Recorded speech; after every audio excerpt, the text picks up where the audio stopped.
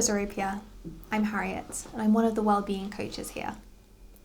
Today I'm going to be talking a little bit about exercise, emotions and the crucial link between the two.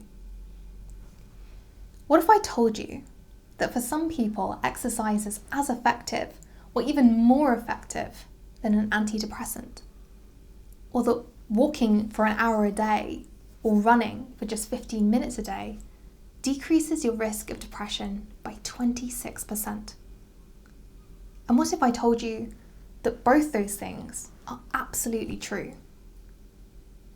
For me, building exercise into our routine could be one of the most impactful things we do for our mental well-being.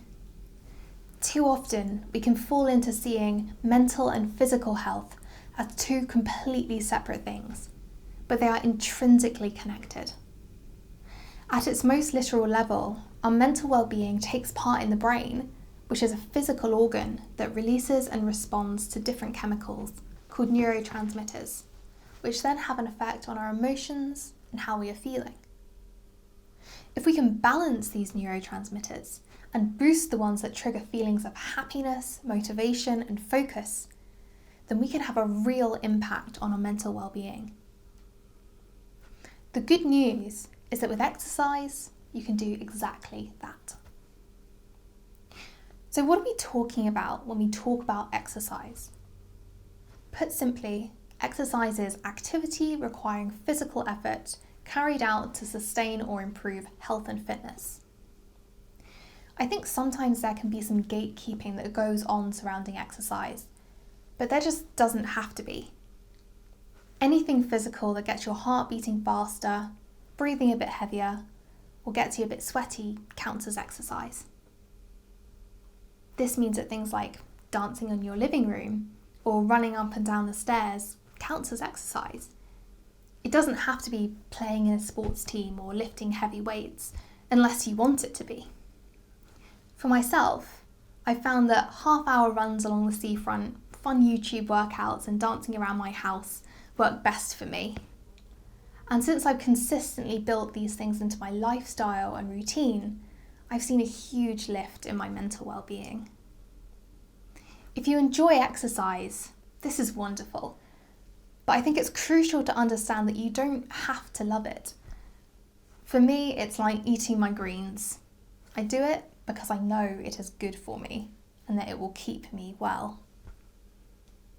When it comes to our mental well-being, developing a healthy and balanced lifestyle is something that we cannot overlook the importance of.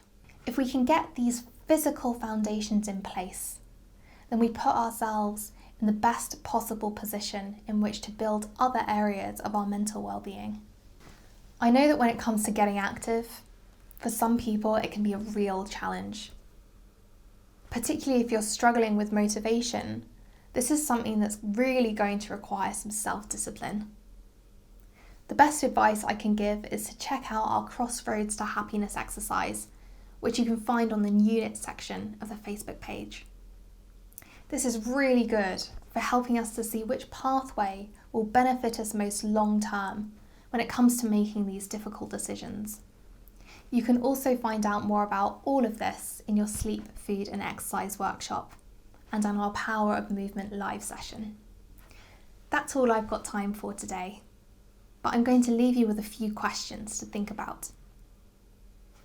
What's a time in your life where you've really enjoyed exercise?